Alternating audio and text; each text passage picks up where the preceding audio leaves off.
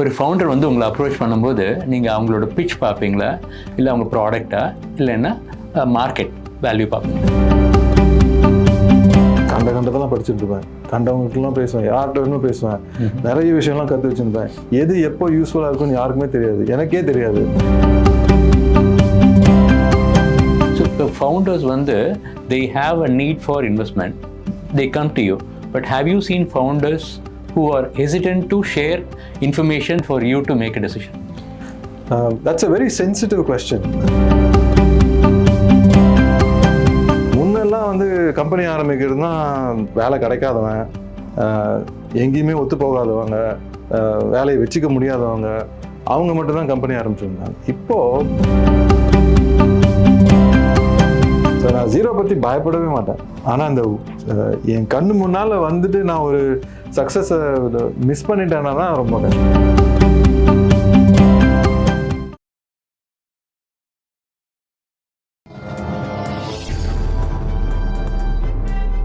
பத்திரிகை.com நேயர்கள் அனைவருக்கும் வணக்கம். இன்று நம் சிறப்பு விருந்தினர் கோபி ரங்கன். இவர் தமிழ்நாட்டில் பிறந்து பல நாடுகளில், அதாவது அமெரிக்கா, பிரான்ஸ் போன்ற நாடுகளில் படிச்சுட்டு அப்புறம் இப்போ வந்து ஷுவர் வெஞ்சர்ஸ் அப்படின்னு ஒரு நிறுவனத்தின் உரிமையாளராக இருக்கார். ஒரு 15-20 ஆண்டுகளாக வெஞ்சர் கேபிட்டலிஸ்ட்டாக பணியாற்றி கொண்டிருக்கிறார். இதெல்லாம் தாண்டி என்னோட நெருங்கிய நண்பர் கோபிக்கு முதல்ல வெல்கம் பண்ணிடலாம். வெல்கம் கோபி. தேங்க்யூ சுப்பையா.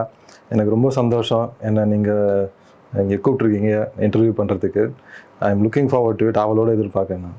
கண்டிப்பாக நிறைய பேசுகிறதுக்கு இருக்குது. இன்வெஸ்ட்மெண்ட்னா என்ன, ஒரு கம்பெனி எப்படி ஆரம்பிக்கிறது, யார்கிட்ட ஹெல்ப் கேட்கலாம், ஸோ இது மாதிரி கேள்விகள் எல்லாம் நிறைய இருக்கும், நிறைய பேசலாம். கண்டிப்பாக ஒரு கம்பெனி எதுக்காக ஆரம்பிக்கணும்? ஏன்னா கார்ப்பரேட் வேர்ல்டில் இருக்கிறவங்க ரிஸ்க் எல்லாம் எடுக்கிறதுக்கு ஹெசிடேட் பண்ணுவாங்க. ஸோ அப்படி இருக்கும் பொழுது ஒரு கம்பெனி எதுக்காக ஆரம்பிக்கணும், அதை நீங்களே கூட உங்கள் லைஃப்பில் ரிலேட் பண்ண முடியும். ஏன்னா நீங்களும் ஒரு கார்ப்பரேட் வேர்ல்டில் இருந்து தான் நீங்கள் வந்திருக்கீங்க இன்வெஸ்ட் பண்ணுறதுக்கு. What is the basic necessity for starting a company? Starting a company has many reasons. இப்போ ஒரு த்ரெட் ஆஃப் ரீசன்ஸ் எடுப்போம். ஒரு காலத்தில் கவர்மெண்ட் வேலை வாங்கிறது தான் நல்ல ஒரு ஸ்டேபிள் கெரியர், நல்ல வாழ்க்கை கிடைக்கும் அப்படிங்கிற ஒரு அண்டர்ஸ்டாண்டிங் இருந்தது. அப்புறம் ப்ரைவேட் கம்பெனியில் நிறைய ஆப்பர்ச்சுனிட்டிஸ் வந்தது. ஸோ நிறைய பேர் ப்ரைவேட் கம்பெனியில் போய் வேலை பண்ண ஆரம்பித்தாங்க. இப்போது the best way to live your life, எப்படி நம்மளுக்கு என்ன தோணுதோ அந்த விஷயத்தை வெளியில் கொண்டு வருது, நம்மளோட எக்ஸ்ப்ரெஷன் எப்படி வெளியில் கொண்டு வருது, அதையெல்லாம் ஒரு ஆப்பர்ச்சுனிட்டி க்ரியேட் பண்ணி அந்த பாத்தை பர்சியூ பண்ணுறதுக்கு சொந்தமாக கம்பெனி ஆரம்பிக்கிறது தான் best. That has become a very viable possibility. முன்னெல்லாம் வந்து கம்பெனி ஆரம்பிக்கிறதுனா வேலை கிடைக்காதவன், எங்கேயுமே ஒத்து போகாதவங்க, வேலையை வச்சுக்க முடியாதவங்க, அவங்க மட்டும்தான் கம்பெனி ஆரம்பிச்சிருந்தாங்க. இப்போது எல்லாருமே கம்பெனி ஆரம்பிச்சிட்டாங்க. கம்பெனி ஆரம்பித்தா நம்ம சூஸ் பண்ணலாம் என்ன ப்ராப்ளம் சால்வ் பண்ணுறது அப்படின்னு. எங்கேயாவது போய் வேலை பண்ணால் அவங்க என்ன சூஸ் பண்ணுறாங்களோ அந்த ப்ராப்ளமாக தான் சால்வ் பண்ண முடியும். அதுக்கு நல்லா சால்வ் பண்ணலாம், அதுவும் நல்ல விஷயந்தான். பட் ஆனால் ஃபுல் ஃப்ரீடம் கிடைக்காது, அந்த அட்டானமி கிடைக்காது, அந்த ஒரு சுதந்திரம் இருக்காது. நம்மளே கம்பெனி ஆரம்பித்தோன்னா நம்ம என்ன ப்ராப்ளம் சால்வ் பண்ணலாம், யாரோட வேலை பண்ணலாம், யாரெல்லாம் கம்பெனிக்கு ரெக்ரூட் பண்ணலாம், எந்த மார்க்கெட்லலாம் போய் விற்கலாம், என்ன கஸ்டமர் சூஸ் பண்ணுறது, இந்த கஸ்டமர் வேண்டான்னு சொல்கிறது, இந்த அளவுக்கு ஃப்ரீடம் வந்து கம்பெனி ஆரம்பித்தா கிடைக்கும். ஆனால் வேலையில் இருந்தால் கிடைக்காது. அந்த இப்போ வந்து I think economy has grown so much that people pursue this much more openly. So இப்போ கம்பெனி ஆரம்பிக்கணும்னு முடிவு பண்ணதுக்கப்புறம் என்ன மாதிரி கம்பெனிஸ் ஆரம்பிக்கிறது? ஸோ கம்பெனி ஆரம்பிக்கிறது வந்து நான் வெஞ்சர் கேபிட்டல் இன்வெஸ்டர். ஸோ நான் இன்வெஸ்ட் பண்ணுறதுலாம் start ups, mostly technology start ups. But அது மட்டுமே ஆண்டர்ப்ரனர்ஷிப் கிடையாது. ஆண்டர்ப்ரனர்ஷிப்புங்கிறது ஒரு it's a very vast definition. சின்ன கம்பெனியும் ஆரம்பிக்கலாம், ஒரு பொட்டி கடை வைக்கலாம், அதுவே ஆண்டர்ப்ரனர்ஷிப் தான். பெரிய கம்பெனியும் அதை நல்லா வளர்த்து பெரிய கம்பெனியும் ஆக்கலாம். இன்வெஸ்ட்மெண்ட் ஃபண்டிங் வாங்கி ஃபாஸ்ட்டாக க்ரோ பண்ணலாம், இல்லை இன்வெஸ்ட்மெண்ட்டே இல்லாமல் சொந்த காசுலேயே வளர்க்கலாம், ஃபுல் ஓனர்ஷிப் கண்ட்ரோல் வச்சுக்கலாம். இந்த மாதிரி நிறைய விதம் இருக்குது. இந்த கம்பெனி ஆரம்பிக்கிறது என்னோட ஸ்டைல். நான் எப்படி இந்த ஸ்டார்ட் அப்லாம் பார்க்குறேன்னா, is there a possibility for very high growth. நல்லா சீக்கிரமாக குறைவான டைமில் ஒரு டெக்னாலஜி, அந்த மாதிரி அட்வான்ஸ்டு டெக்னாலஜிலாம் யூஸ் பண்ணி கம்பெனியை கடகடகட சீக்கிரமாக வளர்க்க முடியுமா, ஒரு குளோபல் இம்பேக்ட் கொண்டு வர முடியுமா, நிறைய பேர் வாழ்க்கையில் ஒரு இம்பேக்ட் கொண்டு வர முடியுமா, சேஞ்சஸ் கொண்டு வர முடியுமா, அந்த மாதிரி கம்பெனி தான் நான் பார்ப்பேன். ஸோ நான் என்ன சொல்ல வரேன்னா, கம்பெனி ஆரம்பிக்கிறது ரொம்ப கஷ்டம். எப்படி இருந்தாலும் உயிரை கொடுத்து கஷ்டப்பட்டு கம்பெனியை ஆரம்பித்து அதை வளர்க்கணும். அவ்வளோ பண்ணும்போது ஏன் பெரிய இம்பேக்ட் பண்ணக்கூடாது? அதுவே பண்ணுங்களேன். அந்த டைரெக்ஷனுக்கு போனால் then it make sense to raise venture capital money. அந்த டைரெக்ஷன், அந்த ஏரியாவில் தான் நான் ஆப்ரேட் பண்ணுறேன். ஸோ கம்பெனி ஆரம்பிக்கிறதுக்கு நிறைய ரீசன்ஸ் இருக்குது, நிறைய விதமாக கம்பெனி ஆரம்பிக்கலாம். நான் செய்கிறது high growth, high impact, global scale business. Business models எல்லாம் என்ன, அதே மாதிரி பிஸ்னஸ் ஐடியாஸ் யார்கிட்ட கேட்கலாம்? பிஸ்னஸ் மாடலுங்கிறது மெயினாக 2 variety, B2C, B2B. Business to business or business to customer, consumer. Business to பிஸ்னஸ்னால் ப்ராடக்ட் வந்து இன்னொரு பிஸ்னஸ்க்கு விற்கிறது. பிஸ்னஸ் டு கன்சியூமர்னால் ஒரு இண்டிவிஜுவல் கன்சியூமர், ஃபேமிலிஸ் அண்ட் இண்டிவிஜுவல்ஸ், அவங்களுக்கு விற்கிறது. இதுதான் மெயின் 2 டிஃப்ரென்சஸ்.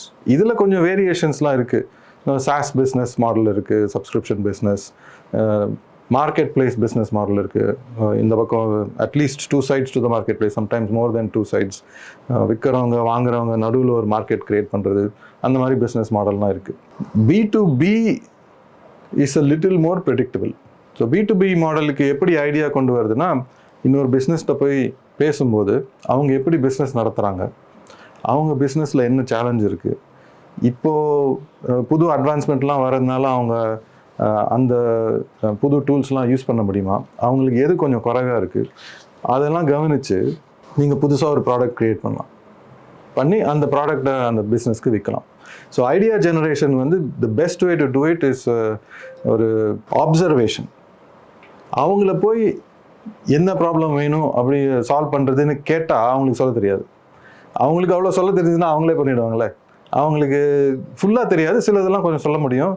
பட் ஆப்சர்வேஷன், அவங்க எப்படி பிஸ்னஸை நடத்துகிறாங்க, அவங்க அந்த ப்ராசஸில் எங்கெல்லாம் தடை வருது, எங்கெல்லாம் அவங்களுக்கு வந்து புது சொல்யூஷன் இருந்தால் அவங்க பிஸ்னஸ் இன்னும் நல்லா வரும், அந்த சினர்ஜிஸ், அந்த opportunities to improve their own business, அதை நம்ம வெளியிலேருந்து பார்த்தா then you can identify some strategic priorities. எது ரொம்ப முக்கியமாக இருக்கோ அந்த மாதிரி ஒரு ப்ராப்ளம் ஐடென்டிஃபை பண்ணால் அந்த ப்ராப்ளமை சால்வ் பண்ணுறதுக்கு நம்ம பிஸ்னஸ் க்ரியேட் பண்ணலாம். அது B2B. B2C வந்து கொஞ்சம் வித்தியாசமான பிஸ்னஸ். அது வந்து இண்டிவிஜுவல்ஸ், கன்சியூமரோட மனநிலையை பொறுத்து இருக்குது. அது பிஹேவியரல் சேஞ்சஸ். அவங்க இப்போ ஒரு 10 வருஷம் முன்னால் வரலும் இந்த மீஷோவில் வாங்குறது, ஆர் ஓலாவில் கார் இப்போ ஊபர் காரில், ஓலா காரில் போகிறது, இதை பற்றி யாரும் யோசிச்சிருக்கவே மாட்டாங்க. இப்போ வந்து எல்லாரும் போகிறாங்க. அது எப்படி அந்த டிரான்சிஷன் வந்தது, அது ரொம்ப கஷ்டம் ப்ரெடிக்ட் பண்ணுறது. எப்படி பிஸ்னஸில் போய் கேட்க முடியாதோ அதே மாதிரி கன்சூமர்லேயும் இண்டிவிஜுவலையும் கேட்க முடியாது. நீங்கள் உங்களுக்கு ஓலா கார் இருந்தால் நீங்கள் போவீங்களான்னா சில பேர் சரின்னு சொல்லுவாங்க, சில பேர் முடியாதுன்னு சொல்லுவாங்க. இது வந்து சினிமா பண்ணுற மாதிரி நல்ல கேரக்டர், நல்ல ஆக்டர், நல்ல ஸ்கிரிப்ட் எல்லாம் இருந்து வெளில வந்தாலும் அந்த சினிமா சக்ஸஸ் ஆகுமா இல்லையான்னு சொல்லவே முடியாது. இந்த B2C வந்து அந்த மாதிரி ரொம்ப அன்பிரடிக்டபிள். அதுலேயும் வால்யூம் வேணும். ஒரு at least few 100,000 few million users இருந்தால் தான் அந்த வால்யூம் வந்து ஜஸ்டிஃபை பண்ணும். இந்த காஸ்ட் ஆஃப் அக்விசிஷன் நிறைய விஷயம் இருக்குது. So B2C is more about understanding human behaviour, changing human behaviour, changing social engagement between people, communities. அதை புரிஞ்சுட்டா there is a chance to create a product which is more of a product visionary that creates the product. அப்புறம் அந்த ப்ராடக்டை மார்க்கெட்டில் வெளியில் போட்டு எப்படி react பண்ணுறதுன்னு பார்த்து இட்டரேட் பண்ணோம். ஃபஸ்ட்டு ப்ராடக்ட் எப்பயுமே பர்ஃபெக்டாக வராது. குயிக்காக இட்டரேட் பண்ணி எது யூஸ்ஃபுல்லாக இருக்குதுன்னு பார்த்து அதை டெவலப் பண்ணோம்.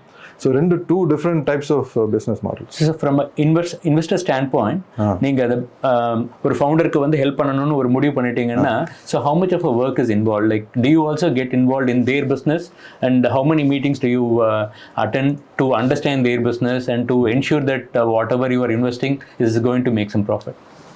ஸோ நீங்கள் கேட்குறது 2-3 கேள்வி இருக்குது. How many meetings do I take before I make a decision நான் இந்த கம்பெனியில் இன்வெஸ்ட் பண்ணுறது அப்படின்னு. அப்புறம் how do I get involved? அந்த investment முடிச்சப்பறம் how do I help them, what are areas where that could be useful for them. So I live in a very competitive world. எனக்கு வந்து 6 மாதம் ஆகும், 1 வருஷம் ஆகும், 25 மீட்டிங் வேணும் அப்படின்னு நான் மூலமாக யோசிச்சு பதில் எடுக்கணும்னா ரொம்ப கஷ்டம். இன்னொரு இன்வெஸ்டர் வந்து நான் அதில் பாதி டைம் கூட போகிறோம் அப்படின்னு ஃபாஸ்ட்டாக டெசிஷன் எடுக்க முடியும்.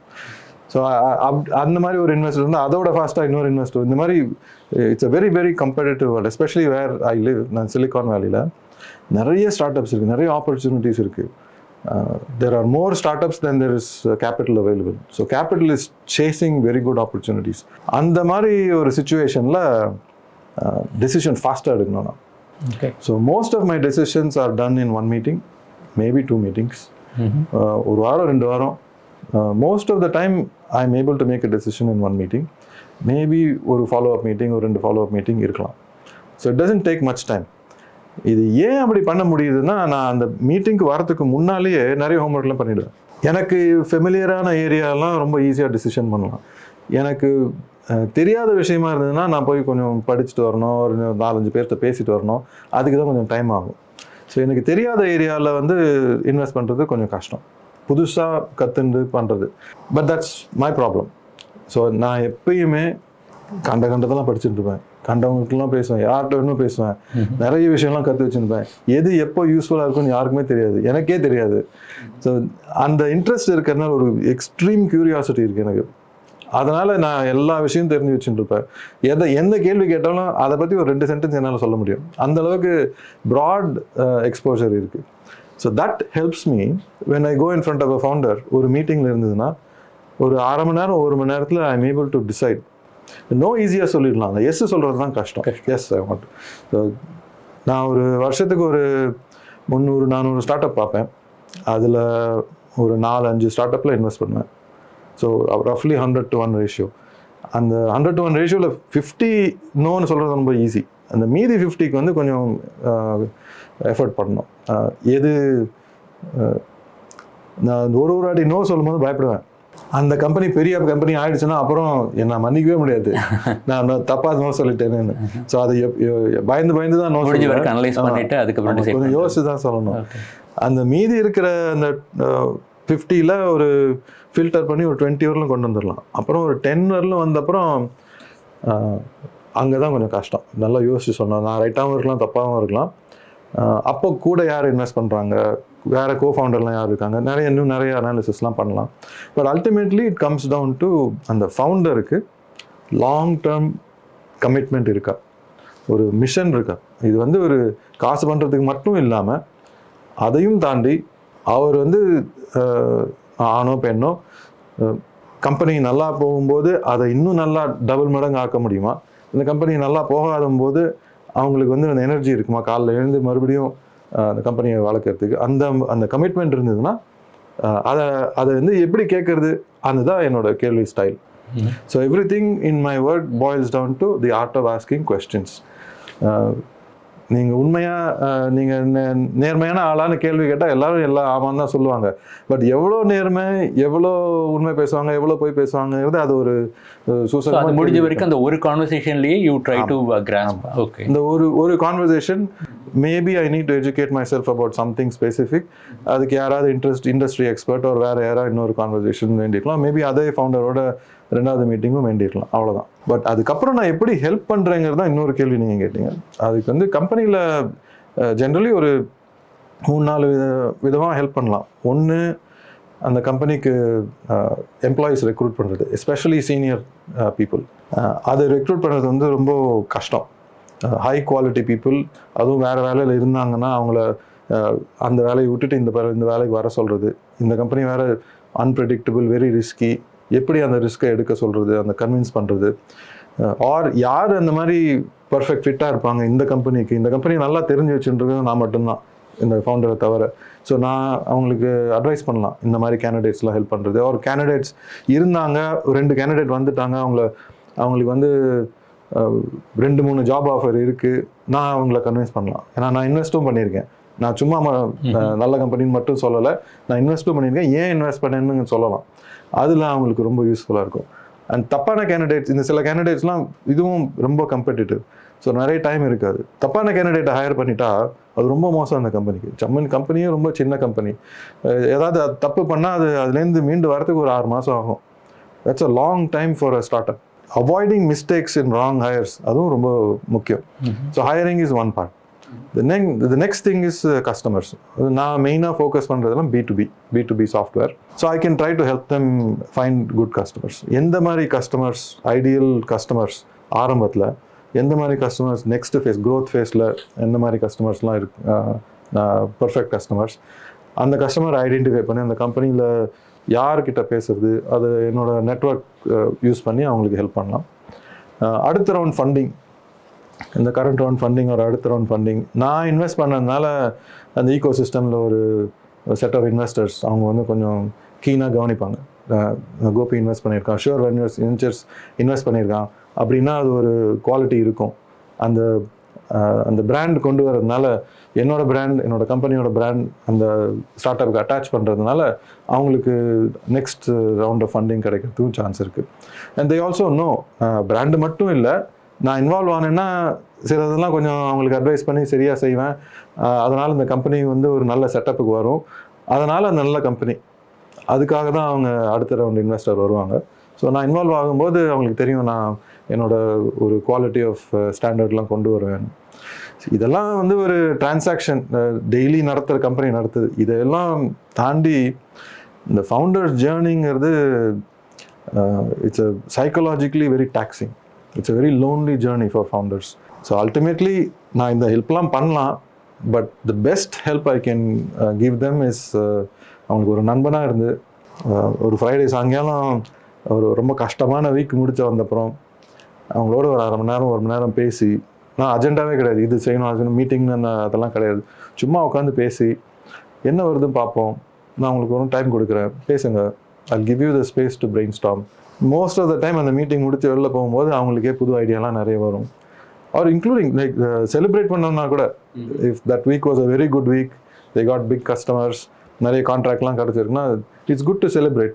ஸோ என்னோட metric for success for me is can I be the first phone call. அந்த ஃபவுண்டருக்கு வந்து கஷ்டமோ துக்கமோ ஒரு சுகமோ எது இருந்தாலும் எனக்கு ஃபர்ஸ்ட் ஃபோன் பண்ணி சொல்ல முடியுமா, அந்த அளவுக்கு நான் க்ளோஸ் ரிலேஷன்ஷிப் வச்சுக்க முடியுமா, அது இருந்ததுன்னா then I can also help them in other things, recruiting or customers or fundraising and other things also. So I get involved in many ways. I see you as a bridge between a founder as well as other investors to bring in more money to the business. So இப்போ வந்து நீங்கள் யார் பக்கம் lean பண்ணுறதுக்கு வாய்ப்பு இருக்குது? So as a இன்வெஸ்டராக இருந்துட்டு இன்னொரு 4 இன்வெஸ்டர்ஸ் இருக்காங்க, ஸோ அவங்களோட இன்ட்ரெஸ்ட்டை நீங்கள் பார்ப்பீங்களா, இல்லைன்னா வந்து ஃபவுண்டருக்கு நான் ஹெல்ப் பண்ணணும், they are asking for 2 more months for the product to come in to market, so should I encourage that R should I lean towards the investors? So அந்த மாதிரி ஒரு என்னோட லாயல்ட்டி எப்பயுமே ஃபவுண்டர் சைடில். இதை நான் எக்ஸ்பிளைன் பண்ணுறேன். எந்த கம்பெனியாக இருந்தாலும் அந்த கம்பெனிக்கு எப்பயுமே ஒரு கஸ்டமர் இருக்கும். ஒரு வெஞ்சர் கேபிட்டல் இன்வெஸ்டருக்கு யார் கஸ்டமர்? நான் என்ன விற்கிறேன் அப்படின்னு யோசிச்சு பார்த்தீங்கன்னா எனக்கு 2 விதமாக கஸ்டமர் இருக்கலாம். ஒரு கஸ்டமர் வந்து ஃபவுண்டர், நான் அவங்களுக்கு என்ன வைக்கிறேன், பணம் வைக்கிறேன். என் பணமும் மற்றவங்க பணமும் எல்லாம் ஒரே பணம் தான், ஸோ பெரிய விஷயம் ஒன்றும் இல்லை. ஸோ என்னோட பணத்து கூட நான் வரேன், அதுதான் பெரிய விஷயம். நான் கூட சேர்ந்து வந்து அவங்களுக்கு ஹெல்ப் பண்ணால் அவங்களுக்கு யூஸ்ஃபுல்லாக இருக்கும்னு அவங்க நம்பினாங்கன்னா என் பணத்தை எடுத்துப்பாங்க. So that is one side of the story. But I also have another customer. My customers are my investors. அவங்களுக்கு நான் என்ன விற்கிறேன், ரிட்டர்ன்ஸ் வைக்கிறேன். நீங்கள் இவ்வளோ காசு கொடுத்தீங்கன்னா அதை 3 மடங்கு ஆக்குறேன், 4 மடங்கு ஆக்கி திருப்பி கொடுக்குறேன், ஒரு 8 வருஷத்தில் 10 வருஷத்தில், அந்த மாதிரி ஒரு ப்ராமிஸ் பண்ணுறேன். ஸோ நான் இந்த என்னோட இன்வெஸ்டர்ஸ் மட்டுமே மெயின் கஸ்டமராக யூஸ் அந்த மாதிரி யோசித்தேன்னா நான் ஃபவுண்டர்ஸை வந்து ஒரு மீன்ஸ் டு an end, அவங்கள வச்சு நான் ரிட்டர்ன் ஜென்ரேட் பண்ணுற மாதிரி நான் செட்டப் பண்ணியிருப்பேன். அந்த மாதிரி பண்ணால் ஆக்சுவலாக ரிட்டர்ன் வராது. If I make my founders, அவங்கள தான் நம்பர் 1 எனக்கு ப்ரையாரிட்டி, அவங்க தான் எனக்கு கஸ்டமர்ஸ். ஆஃப்கோர்ஸ் என்னோட இன்வெஸ்டர்ஸும் எனக்கு கஸ்டமர்ஸ் தான். பட் நான் ஃபவுண்டர்ஸ்க்கு நல்ல சர்வீஸ் பண்ணேன்னா ஆட்டோமேட்டிக்காக நல்ல ஃபவுண்டர்ஸ் என்கிட்ட வருவாங்க, நல்ல பிஸ்னஸ்லாம் இன்வெஸ்ட் பண்ண முடியும், அந்த பிஸ்னஸையும் பொட்டென்ஷியலாக நிறையா வெளில பண்ண முடியும் கண்டிப்பாக. ஸோ ஆட்டோமேட்டிக்காக நல்ல ரிட்டர்னும் வரும். ஸோ நான் எப்பயுமே ஃபவுண்டர் சைட் தான். அப்படி பண்ணால் தான் என்னோட இன்வெஸ்டர்ஸுக்கும் கரெக்டு. ஸோ எப்படி கோல்ஸ் வந்து செட் பண்ணுவோம், அதே மாதிரி how to you measure progress? நான் இன்வெஸ்ட் பண்ணுறது வந்து யூஸ்வலாக ஃபஸ்ட்டு ரவுண்டில் நான் இன்வெஸ்ட் பண்ணுவேன். அந்த சிலிகான் வேலி அதுக்கு பேர் ப்ரீ சீட் அப்படிலாம் சொல்லுவாங்க. இப்போ ஒரு ஸ்டெப் பின்னாடி போயிட்டு லேமன் டேர்ம்ஸ்ல அந்த வெஞ்சர் கேபிட்டலிஸ்டோட ஃபேஸஸ் என்னென்ன, நீங்க எதுல ஃபிட் ஆறீங்க அது? ஸோ வெஞ்சர் கேபிட்டல் இன்வெஸ்ட் பண்ணுறது வந்து early stage, growth stage, late stage, அப்படி ஒரு 3 ஸ்டேஜ் இருக்குது. இதெல்லாம் ஒரு கிளியர் பவுண்டரிலாம் கிடையாது, ஜென்ரலாக டிஸ்கிரைப் பண்ணுறது. கம்பெனி ஆரம்பிக்கும் போது ஒரு 2 பேர் வேலையை விடுறாங்க. அவங்க வந்து புதுசாக கம்பெனி ஆரம்பிக்கிறாங்க, கம்பெனி இன்கார்பரேட் பண்ணுறாங்க. அவங்களுக்கு ஒரு ஐடியா இருக்குது, ஒரு பேசிக் ப்ரோட்டோடைப் எதாவது பண்ணியிருக்கலாம், ஒரு ஸ்லைட் டெக்லாம் வச்சு எப்படி அந்த கம்பெனியோட விஷன்லாம் சொல்ல முடியும். அந்த ஸ்டேஜ் இஸ் ப்ரீ சீட் ஒரு சீட் ஸ்டேஜ். அந்த ப்ராடக்ட் வந்துருச்சு, first version of the product இருக்குது, அதை வந்து ஒரு 3-4 கஸ்டமருக்கு விற்கிறாங்க. அது கொஞ்சம் தே ஃபவுண்ட் அ ஃபிட், ஒரு ப்ராடக்ட் மார்க்கெட் ஃபிட் அப்படின்னு சொல்லுவாங்க. அந்த ப்ராடக்ட் மார்க்கெட் ஃபிட்டு வந்துடுச்சு இல்லை வரா மாதிரி இருக்குது. அப்படி இருந்ததுன்னா அதே மாதிரி இன்னொரு 10 கஸ்டமர் தேடி கண்டுபிடிக்கலாம். ஸோ அந்த ஸ்டேஜில் இன்வெஸ்ட் பண்ணுறது டிப்பிக்லி சீரீஸ் ஏ ஸ்டேஜ். அதுக்கப்புறம் ரெவென்யூ வந்துடுச்சு, ஒரு 5-10 கஸ்டமர் இருக்காங்க, அதில் கஸ்டமர்ஸ் வேறு ரெனியூ பண்ணுறாங்க. ஒரு வருஷத்துக்கு மேலே அவங்க மறுபடியும் அடுத்த வருஷத்துக்கு ரெனியூ பண்ணுறாங்க. அவங்க அந்த ஒரு கஸ்டமரோட ஆரம்பத்தில் எவ்வளோ ரெவென்யூ இருக்கோ அடுத்த வருஷம் ரெவென்யூ அதோட ஜாஸ்தியாக வருதா, can you increase the contract value, இதெல்லாம் நடக்கிற டைமில் கம்பெனியை வந்து ஸ்கேல் பண்ண பார்க்கலாம், எப்படி இன்னும் பெருசாக வளர்க்கலாம். 10 கஸ்டமர்லேருந்து 20, 30, 50 கஸ்டமர், ரெவென்யூ ஒரு ஃபியூ 100,000, million, 2 million அந்த மாதிரி இருக்கலாம். அங்கேருந்து எப்படி 10 million, 20 million கொண்டு வருது, அதுக்கு ஒரு பிளான்லாம் போடலாம். அந்த stage is series B. That's usually growth stage or slightly later stage. அதெல்லாம் தாண்டி கடைசியில் the ultimate goal for most companies is IPO. எப்படி கம்பெனியை வளர்த்து அது ஒரு ஸ்டாண்டலோன் இண்டிபெண்ட் பிஸ்னஸாக மாற்ற முடியுமோ, it will have lasting impact beyond our lifetimes. அந்த மாதிரி ஒரு கம்பெனி எப்படி பண்ணுறது, ஒரு கூகுள் மாதிரி, ஒரு அமேசான் மாதிரி, ஒரு சேல்ஸ் ஃபோர்ஸ் மாதிரி, ஒரு ஃப்ரெஷ் ஒர்க்ஸ் மாதிரி, அந்த மாதிரி எப்படி கம்பெனி கொண்டு வருது, அந்த லெவலுக்கு வர்றது IPO. அந்த IPOக்கு முன்னால் ஒரு லேட் ஸ்டேஜ் இன்வெஸ்ட்மெண்ட்லாம் இருக்கும். Those are late stage investors. யாரை கேட்டாலும் நான் ஏர்லி ஸ்டேஜ் இன்வெஸ்டர் தான் சொல்லுவாங்க, because there always earlier than someone else. IPOவில் கூட இந்த small cap, mid cap, large cap, public மார்க்கெட்லாம் இருக்குது. யார் கேட்டாலும் நான் ரிஸ்கி இன்வெஸ்டர் தான் சொல்லுவாங்க. பட் நிஜமாகவே ரிஸ்க் எடுத்து அந்த ஃபவுண்டரோட பக்கத்துலேயே உட்காந்து ஆரம்பத்துலேருந்து அந்த கம்பெனிக்கு ஹெல்ப் பண்ணுறவங்க early stage investors.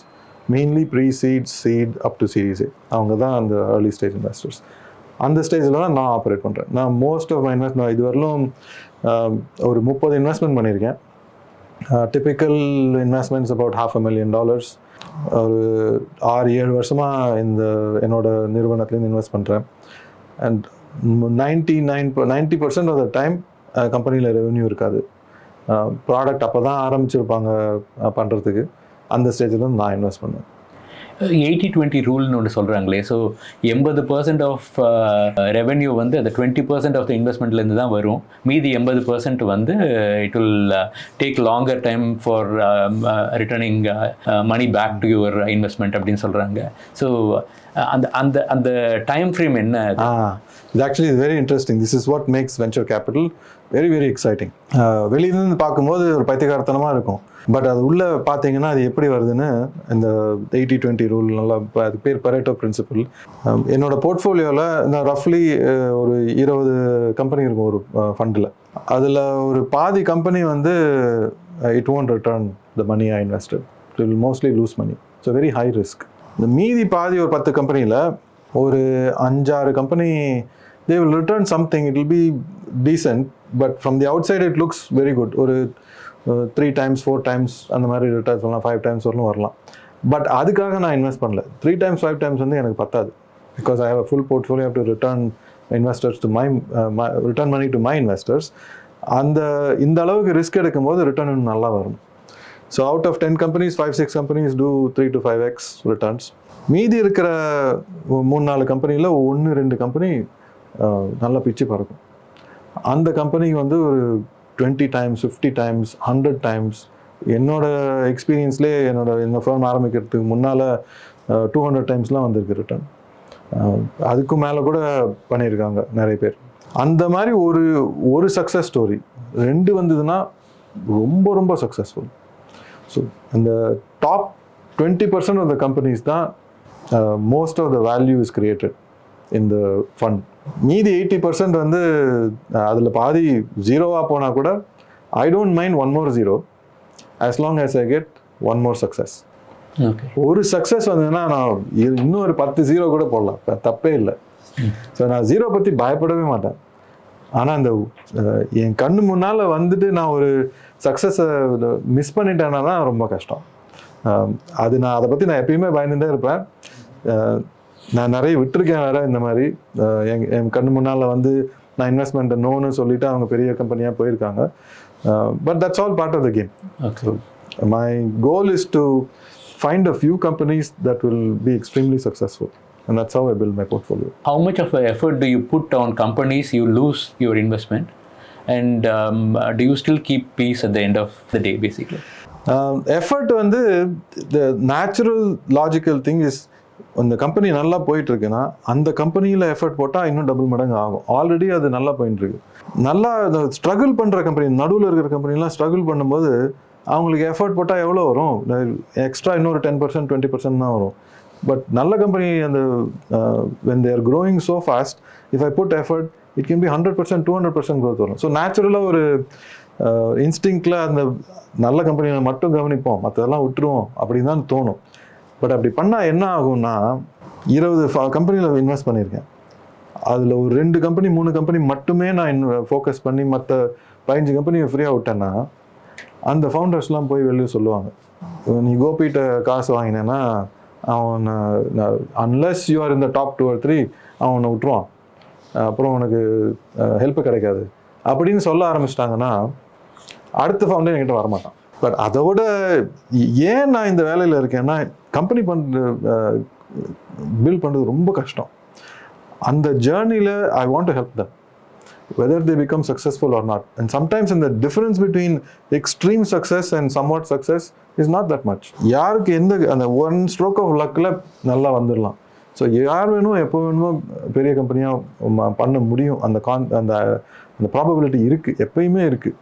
So I always work with all founders and I act if the company is not going well, நான் முதலே சொல்லிவிடுவேன், விட்டுருங்க, கம்பெனி மூடிடுங்க. அந்த முதல்ல நம்ம யோசித்த மாதிரி அது பெருசாக வருங்கிறது இப்போ தெரியும், இது ஷுவர் கிடையாது. இப்போ தெரியுது, it's not going to go that far, let's stop it. So if you want to continue to work on the company you can, but it's okay if you want to stop and there is no guilt. என்ன ஒரு Impress பண்ணுறோங்கிறதுக்காக, ஒரு மார்க்கெட்டை Impress பண்ணுறோங்கிறதுக்காக, மற்ற investors Impress பண்ணுறோங்கிறதுக்காக ஒரு duty, ஒரு அந்த மாதிரி அப்படிலாம் யோசிச்சு எப்படியோ அந்த கம்பெனியை காப்பாற்றணும் அப்படிலாம் யோசிக்காதீங்க. நம்ம ஒரு பிளான் வச்சு பண்ணோம், அந்த பிளான் ஒர்க் அவுட் ஆகலை, விட்டுருங்க, இந்த கம்பெனி இழுத்து முடுங்க, கொஞ்சம் ரெஸ்ட் எடுங்க, 6 மாதம் 1 வருஷம் வேறு எங்கேயா வேலை பண்ணுங்கள், அப்புறம் மறுபடியும் இன்னொரு கம்பெனி ஆரம்பிங்க, அதில் மறுபடியும் வேலை செய்யலாம். That will be far more interesting. So I am not shy to tell founders when things are not working. It's harsh truth, but I have to tell them. And if I tell them, and I try to make it easy for them. So அவங்க முடியலன்னா company மூடிட்டு போகலாம். So I spend time with all the founders, and of course I spend little more time with the winners because they are growing so fast. நல்லா வளர்ற கம்பெனியில் I naturally spend more time because there are more interesting problems to solve. அதில் potential வந்து unleash பண்ணால் இன்னும் அதை double மடங்கு triple மடங்கு போகிறதுக்கு நிறைய சான்ஸ் இருக்குது. இப்போ ப்ராக்ரஸ் வந்து கம்மியாக இருக்குது அப்படிங்கும் போது ஒரு எக்ஸிட் பிளான்னு சொல்லுவோம். எக்ஸிட் பிளான் எவ்வளோ எக்ஸ்டென்சிவாக இருக்கும்? So the exit plan be a part of another plan to let the founder join hands with another set of founders so that they tie up their requirements and make it as a bigger product than what they initially planned. So அந்த மாதிரியும் இருக்கா? நம்ம பேசுனது வந்து எப்படி company ஆரம்பித்து அதை நல்லா வளர்த்து இந்த ப்ரீசீட், சீட், சீரீஸ் ஏ, பி, சி, அப்புறம் லேட் ஸ்டேஜ் ஃபண்டிங்லாம் போட்டு கம்பெனி ஐபிஓ ஆக்குறது. இந்த ஐபிஓ ஆகிற கம்பெனி வந்து ரொம்ப வெரி ஃபியூ, ரொம்ப கம்மி. Most of the companies, even good companies, they don't go IPO, they get acquired along the way. So exit வரும். அந்த எக்ஸிட் வந்து மெயினாக 2 வழி தான், IPO R acquisition.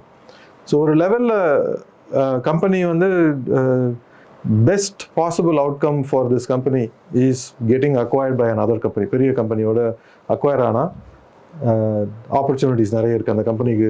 It can access more resources, ஒரு பெரிய கம்பெனியோட இன்ஃப்ராஸ்ட்ரக்சர்லாம் கிடைக்கும். And we make a decision at the time whether to sell or raise more money and continue to grow.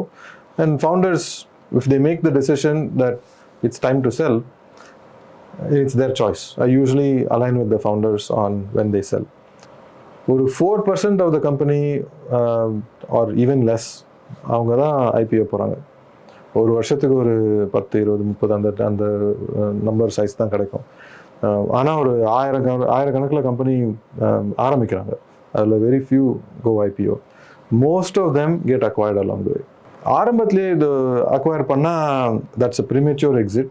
Some issues in the business or some extremely attractive acquisition offer வந்தது, அதனால் அவங்க வித்துட்டாங்க. But most of the time I encourage founders to go longer. Let's raise another round of funding, இன்னும் கொஞ்சம் growth அப்புறம் வைக்கலாம் அப்படின்னு. So it's a very difficult question, very difficult decision to make. அந்த டைமில் because I been on the other side also. நான் பெரிய கம்பெனியில் வேலை பண்ணும்போது கம்பெனிலாம் அக்வயர்லாம் பண்ணியிருக்கேன். அந்த டைமில் எப்படி ஃபவுண்டர்ஸ்லாம் டெசிஷன் எடுப்பாங்க அதையும் பார்த்துருக்கேன் அந்த சைட்லேருந்து. So I am able to help founders think about this, when to pull the trigger and say let's sell the company, and when to continue to grow, and also sometimes you have to shut down the company. அதுவும் நடக்கும். Shut டவுனும் ஒரு possibility இருக்காது. Always there. Okay. ஏன்னா இப்போ அக்விசிஷனுக்கு ஒரு progress ஆகுது காமிக்கணும். அப்போ அந்த ப்ராக்ரஸ் காமிக்க முடியாத ஒரு பட்சத்தில் you have to drop the ball. So that is also possible. The lessons that you have learn, ஏதோ ஒரு லெசன் வந்து you see still fit for the current market. ஆமாம், கண்டிப்பாக. இதில் ஒரு கவுண்டர் இன்ட்யூட்டிவ் லெசன். இது வெளியிலேருந்து பார்த்தா ரொம்ப அப்நார்மலாக இருக்கும். But this is actually very core to start up investing. ஒரு வேலைக்கு ஒரு ஆளை சேர்க்குறாங்க, ஒரு கேண்டிடேட். அந்த இன்டர்வியூ ப்ராசஸில் என்ன பார்ப்பாங்க? உங்களுக்கு எக்ஸ்பீரியன்ஸ் இருக்கா? உங்களுக்கு 5 வருஷம் 10 வருஷம் எக்ஸ்பீரியன்ஸ் இருக்கா? உங்களுக்கு விஷயம் தெரிஞ்சுக்கா? ஆர் யூ அன் எக்ஸ்பர்ட் அந்த டாப்பிக்கில்? அது எவ்வளோ எக்ஸ்பர்ட் அப்படின்லாம் பார்ப்பாங்க. ஒரு நல்ல எக்ஸ்பர்ட்டாக இருந்தால் அவங்கள ஹையர் பண்ணுவாங்க அந்த வேலைக்கு. பட் நான் என்ன பண்ணுவேன், ஃபவுண்டர்ஸ் இன்டர்வியூ பண்ணும்போது, உங்களுக்கு எக்ஸ்பர்டீஸ் இல்லையா? ரொம்ப நல்லது. நீங்கள் அந்த ஏரியாவில் ரொம்ப எக்ஸ்பர்டீஸ் இருந்ததுன்னா ரொம்ப கஷ்டம். ஏன்னா எக்ஸ்பர்ட்னால நல்லா யோசிக்க முடியும். ஒரு புது ஐடியா வந்ததுன்னா அது எப்படிலாம் அந்த ஐடியா வயபிளாக இல்லை அப்படிங்கிறது அவங்களுக்கு உடனே யோசிப்பாங்க. நிறைய கேள்விலாம் கேட்பாங்க. அந்த ஐடியாவை கொண்டுடுவாங்க, ரொம்ப ஈஸியாக கொண்டுடுவாங்க. அவங்க ரைட்டு, அவங்க சொல்கிறதெல்லாம் ரைட்டு தான். பட் நிறைய எக்ஸ்பர்டீஸ் இல்லாமல், ஆக்சுவலி எக்ஸ்பர்டீஸே இல்லாமல் புதுசாக ஒரு ஏரியாவில் ஒரு ஃபவுண்டர் ஒரு ப்ராப்ளம் சால்வ் பண்ணுறான், ஒரு கம்பெனி க்ரியேட் பண்ணுறான் அப்படின்னா அவங்க வந்து ஃப்ரெஷ் திங்கிங், புது விதமாக கேள்வி கேட்குறது. ஏன் இது இப்படி இருக்குது, ஏன் இப்படி இன்னும் வேறு மாதிரி இருக்கக்கூடாது அப்படின்னு ஆரம்பித்து ஒரு கம்பெனி க்ரியேட் பண்ணால் there is amazing potential. Fundamentally மாத்திடுவாங்க.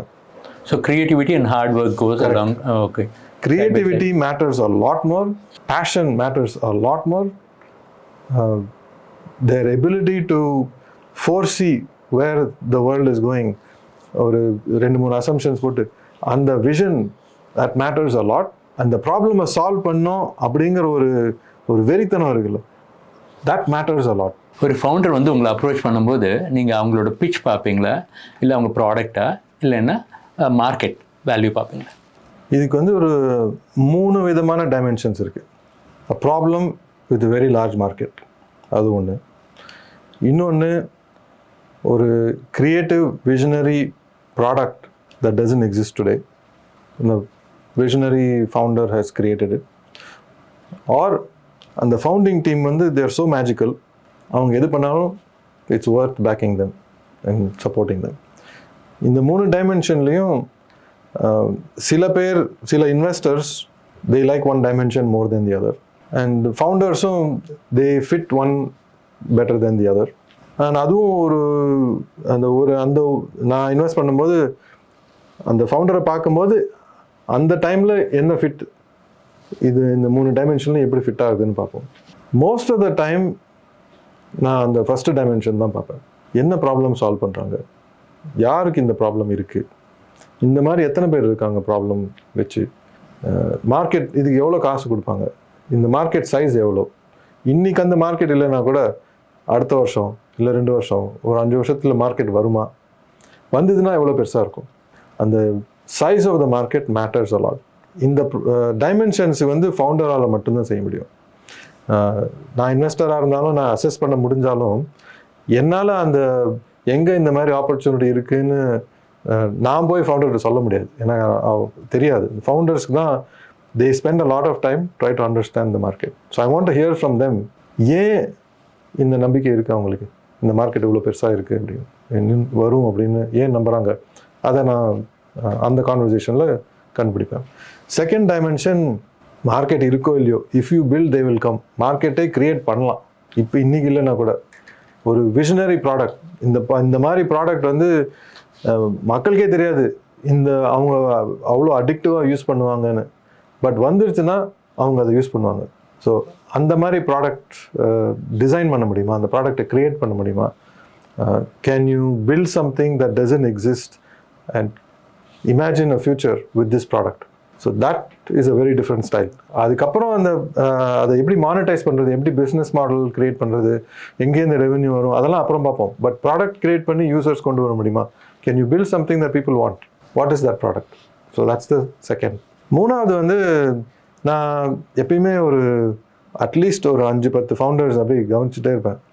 யாராவது கம்பெனி ஆரம்பிக்கிறாங்களா, யார் எந்த வேலையை விட்டு போகிறாங்க, நான் அவங்களுக்கு நிறைய அட்வைஸும் பண்ணுவேன். புது ஐடியாலாம் வரும், இந்த கம்பெனி ஆரம்பிக்கலாமா வேண்டாமா. அவங்க எந்த கம்பெனி ஆரம்பித்தாலும் நான் ஐ want to be with them.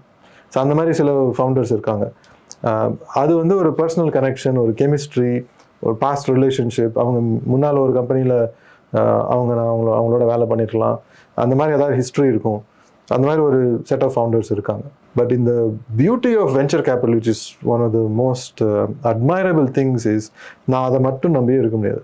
அந்த மூணாவது கேட்டகரி நம்பி மட்டும் இருக்க முடியாது. Both founders and investors. நான் எனக்கு தெரிஞ்சவங்க மட்டும்தான், அவங்களோட மட்டும்தான் வேலை பண்ணுவேன். என்னோட கசின்ஸ், என்னோட நீஸ், நெஃப்யூ, இதுதான் வந்து பழைய காலத்து அந்த பிஸ்னஸ்லாம் அப்படி தான். அதனால தான் நிறைய பேர் பிஸ்னஸ்குள்ளேயே போக முடியாது. ஏன்னா அவங்களுக்கு தெரிஞ்சவங்களுக்குள்ளேயே மாமா, அத்தை, அவங்க எல்லாமே எல்லாம் சிஎஃப்ஓ, மார்க்கெட்டிங், அதுலேயே அப்படியே இருந்துருவாங்க. Venture capital is the beauty of venture capital. It pushes everybody to go and work with strangers. புதுசாக ஆள் பாருங்கள், அவங்கள ரெக்ரூட் பண்ணுங்க, அவங்களோட இன்வெஸ்ட் பண்ணுங்க, அவங்களோட கம்பெனி ஆரம்பிங்க. அது எப்பயுமே ரொம்ப ரொம்ப முக்கியம். அது இல்லாமல் நான் மூணாவது டைமென்ஷனில் மட்டுமே உட்காந்துருந்தேன்னா I will not be a good investor. So இப்போ ஃபவுண்டர்ஸ் வந்து they have a need for investment, they come to you. But have you seen founders who are hesitant to share information for you to make a decision? That's a very sensitive question. Especially, this is the other aspect that is very interesting about venture capital. First time founder, second time founder, maybe third time founder, அதுக்குள்ள அந்த success வந்துடும். More than half of the companies are first time founders and the other half is second time founders, some little bit third time founder. ஒரு brain surgeon எடுத்தா first brain surgery, second brain surgery ரொம்ப ரொம்ப risky. 1000 brain surgery பண்ண அப்புறம் he becomes an expert. That's the brain surgeon you want. இந்த founding ஜேர்னியில் வந்து நிறைய கம்பெனி ஆரம்பிச்சிட்டாங்கிறதுனால அது நிறைய எக்ஸ்பீரியன்ஸ் வந்து அந்த கம்பெனியில் தான், அந்த ஃபவுண்டரில் தான் இன்வெஸ்ட் பண்ணுங்கிறது கிடையாது. இன்ஃபேக்ட் நாவிசஸ், ஃபர்ஸ்ட் டைம் ஃபவுண்டர்ஸ் அவங்க தான் இன்வெஸ்ட் பண்ணியே ஆகணும். இதில் ப்ராப்ளம் என்னென்னா, ஃபர்ஸ்ட் டைம் ஃபவுண்டர்ஸ்க்கு வந்து இந்த ஜேர்னி வந்து ஃபுல்லாக யாருக்கும் தெரியாது. அந்த once they go in few இயர்ஸில் they will realise they have to be open, they have to share a lot of things. This is such a very different industry. இந்த NDAன்னு சொல்லுவாங்க, நான் டிஸ்க்ளோஷர் அக்ரிமெண்ட், அது சைன் பண்ணாமல் இன்வெஸ்டர்கிட்ட போய் full அவங்களோட பிச்சை கொடுக்கணும். எப்படி அந்த கம்பெனி ஆரம்பிக்கிறாங்க, என்ன special things they create, technology breakthrough or business model breakthrough, அதை பற்றிலாம் பேச முடியணும். அது பேசாமல் அவங்க அதை கொஞ்சம் பாதுகாத்து நான் பாதி தான் சொல்லுவேன், சில இதெல்லாம் சொல்லுவேன்னா அது ரொம்ப கஷ்டம். அந்த இன்வெஸ்டருக்கும் கஷ்டம், ஃபவுண்டருக்கும் அந்த இன்வெஸ்டரை கன்வின்ஸ் பண்ணுறதும் கஷ்டம், லிமிட்டட் இன்ஃபர்மேஷன் வச்சு. So it has to be an open conversation and there has to be enormous amount of trust.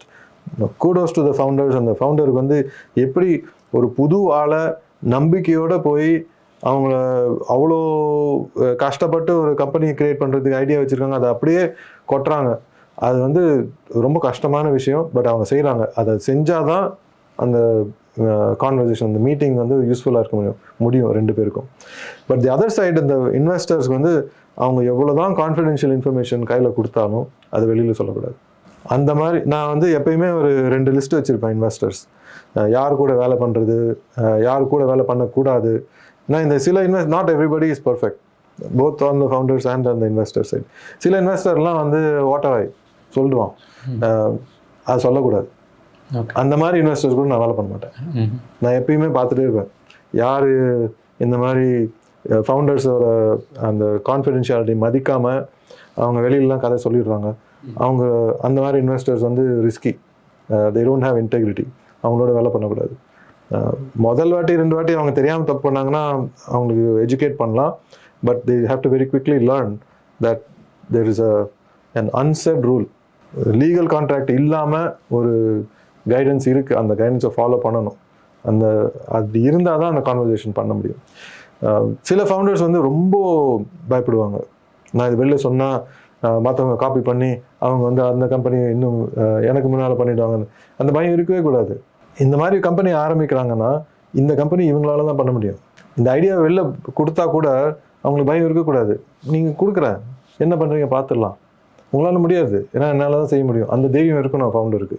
Not that they should publish everything online, but ஓரளவுக்கு தைரியம் இருக்கணும். இவங்க பண்ணுறது, இவங்க ஃபர்ஸ்ட் வருஷன் தான் பண்ணியிருக்காங்க. இந்த ஒரு ஐடியாவை இப்போ ஒரு few months or few years தான் பண்ணியிருக்காங்க. அந்த ஐடியா வந்திருக்கு.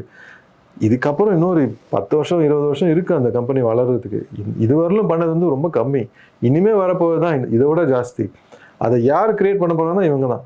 இவங்களுக்கு இதை கிரியேட் பண்ண சக்தி இருந்தவங்க அடுத்த லெவலுக்கு கிரியேட் பண்ணுறதுக்கும் சக்தி இருக்கும். அதுதான் நம்பிக்கை. அந்த நம்பிக்கை அவங்களுக்கும் இருக்கணும், அந்த நம்பிக்கை இன்வெஸ்டர்ஸுக்கு இருக்கும்.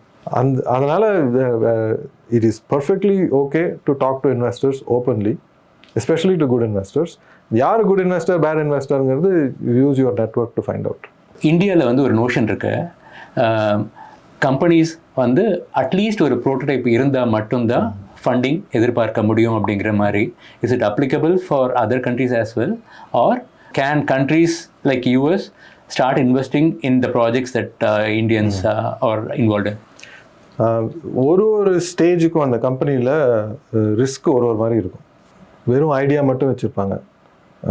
அவங்க ஏதோ பேப்பரில் எழுதிருக்கலாம், ஸ்லைட் டெக் மட்டும் இருக்கலாம், சாஃப்ட்வேர் கோடு கூட எழுதியிருக்க வேண்டாம். அந்த ஐடியாவில் ரிஸ்க் இருக்கிறது வந்து சில இன்வெஸ்டர்ஸ்க்கு ஒத்துப்போகும். That's a good fit for them. But if the same founder with that risk talks to a different investor, அவங்களுக்கு வந்து நீ அட்லீஸ்ட் ஒரு ப்ரோட்டோடைப்பாவது வேணும், ஒரு வயர் ஃப்ரேம் பண்ணி எப்படி இந்த ப்ராடக்ட் இருக்கும், அந்த ஃப்ளோ ஆர்கிடெக்சர்லாம் காட்டுங்க அப்படின்னு சில இன்வெஸ்டர் சொல்லுவாங்க. அந்த இன்வெஸ்டர்கிட்ட போய் இப்போ பேசினா அது ஒத்து வராது. 2 பேருக்கும் டைம் வேஸ்ட்டு. அந்த இன்வெஸ்டர் வந்து இன்வெஸ்டர்ஸ் வந்து நான் சொன்ன மாதிரி நான் 100 கம்பெனி பார்த்து ஒரு கம்பெனின்னு இன்வெஸ்ட் பண்ணுவேன். ஸோ எனக்கு இன்னொரு கம்பெனி பார்க்குறது ஒரு பெரிய விஷயமே இல்லை. But it's a lot of time wasted for founders if they meet an investor who is not a good fit.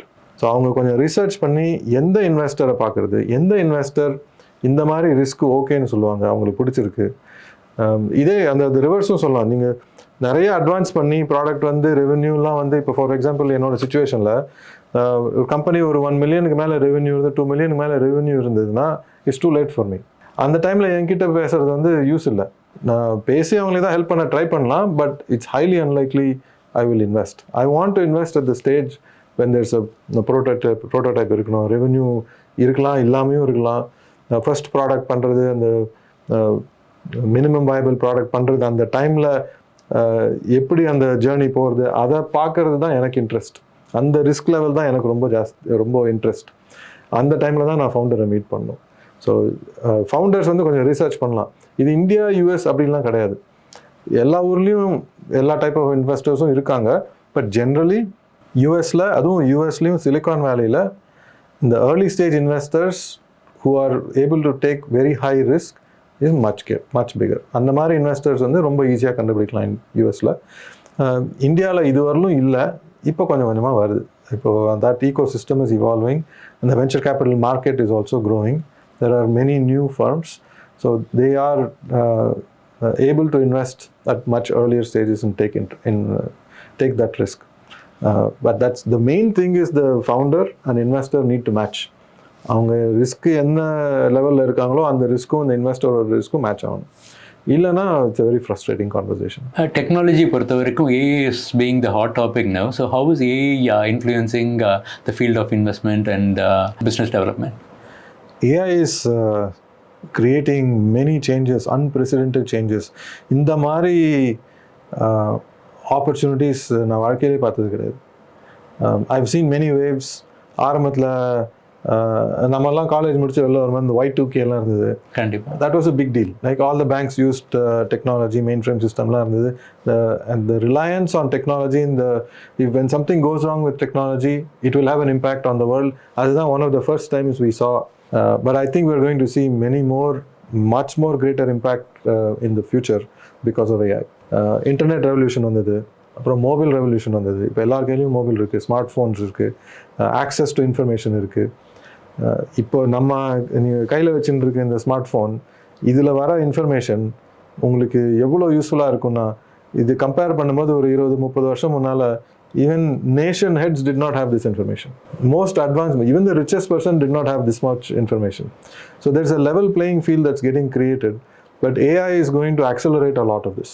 So there are a lot of good things will come out of it. If you and I have the power of AI equivalent to a large company, so the information gap coming out. So then we are at equal level. It doesn't matter how wealthy you are or how big you are and how much influential you are. We can all compare our decisions in a very fair way, or a level playing field. But at the same time, because of acceleration, good things get accelerated, bad things also get accelerated.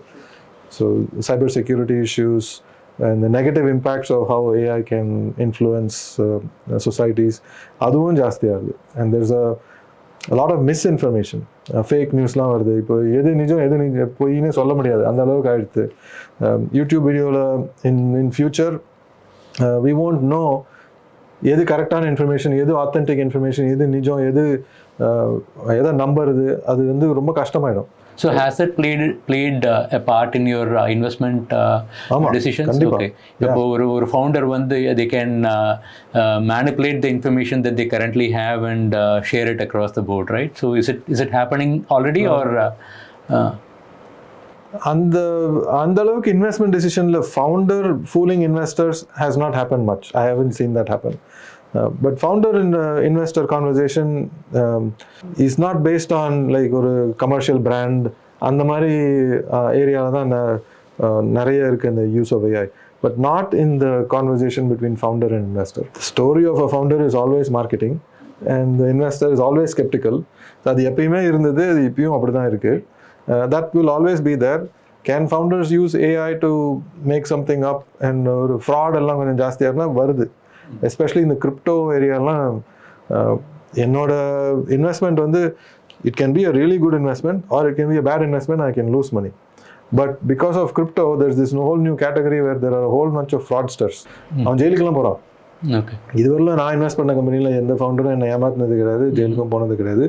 But I don't invest in crypto. One of the biggest challenges is it's not only that I will lose money, but I will be defrauded. That is a big risk for many investors. And the problem future-la varalam because of AI.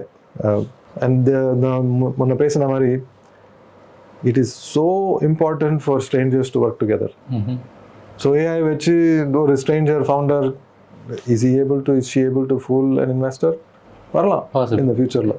But I don't see that as a big problem now. The main problem now is how to make sense out of all of this. ஒரு founder வரான், ஒரு company create பண்ணியிருக்கான்னு சொல்கிறான், இந்த AI இந்த ப்ராப்ளமை solve பண்ணுறதுன்னு சொல்கிறாங்க. அதை வந்து அசஸ் பண்ணுறது ரொம்ப கஷ்டமாக இருக்குது. இன்றைக்கி அந்த ப்ராப்ளமை சால்வ் பண்ணுறது இந்த டுடேஸ் இன்ஃப்ராஸ்ட்ரக்சர் வித் ஏஐ. இந்த ஏஐ இன்ஃப்ராஸ்ட்ரக்சரே மாறிட்டு இருக்கு. Every few weeks there's a new model and every few weeks there are new agents and new copilots. ஒரு 6 மாதம் முன்னால் அது பெரிய ப்ராப்ளமாக இருந்ததுலாம் இப்போ தான் ப்ராப்ளம் இல்லை. So that has confused a lot of very large customers. அந்த கஸ்டமர்ஸ் வந்து எங்கே ஏஐ இன்வெஸ்ட்மெண்ட் பண்ணுறதுன்னு அவங்களுக்கே புரியல. They have to invest. They have realised they have to invest in some areas to buy some software from some of these small companies because they don't have internal infrastructure. If you look at every industry, R&D as a percentage of revenue in every single industry is very, very low or almost negligible, zero. Like நான் மெயினாக focus பண்ணுறது வந்து banking, insurance, financial services, investment management அந்த ஏரியாவில். Insurance எடுத்துக்கோங்க, top 20 companies, they don't spend any money on R&D. So they don't have any capabilities. They don't have the habit of creating advanced technology within their companies. So their main source of innovation is startup ecosystem. So they have to either acquire companies, small companies, tech companies, or they have to partner with small companies and learn to work with them. So they have to invest in that space. அவங்களுக்கு வந்து ரொம்ப கன்ஃபியூஷனாக இருக்குது, எங்கே invest பண்ணுறது, எந்த மாதிரி கம்பெனியோட partnership பண்ணுறது, கமர்ஷியல் அக்ரிமெண்ட் பண்ணுறதுன்னு. Because every few weeks there's a புதுசாக எதுவும் வந்துட்டே இருக்கு. So I'm also confused. I think it's a very interesting time. It's a very difficult time to be an investor, to know where the world is going. நம்ம 3 dimensions சொன்னால, problem with a very large market and product that has amazing potential for adoption. அந்த 2 ஏரியானும் ரொம்ப கஷ்டமாக இருக்குது. It's not easy anymore. To lighten the conversation, you wear several hats. You teach, you do a podcast, and you also invest.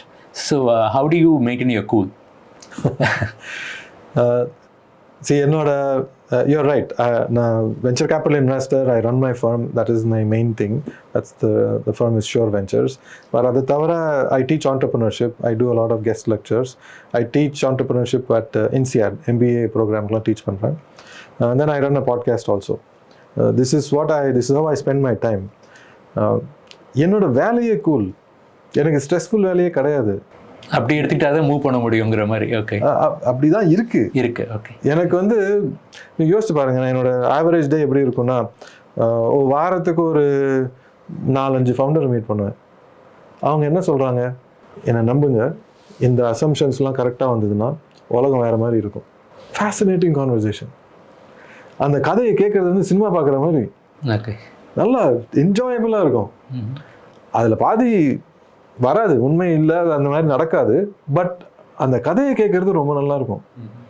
நான் வாரத்துக்கு ஒரு 5-10 கதை கேட்குறேன் இந்த மாதிரி. Fantastic job. And I am so privileged. இந்த கதையை கேட்கறது மட்டும் இல்லை, ஃப்ரண்ட் ரோ சீட்டில் உட்காந்து அந்த கதை படத்தை வேற பார்க்குறேன்.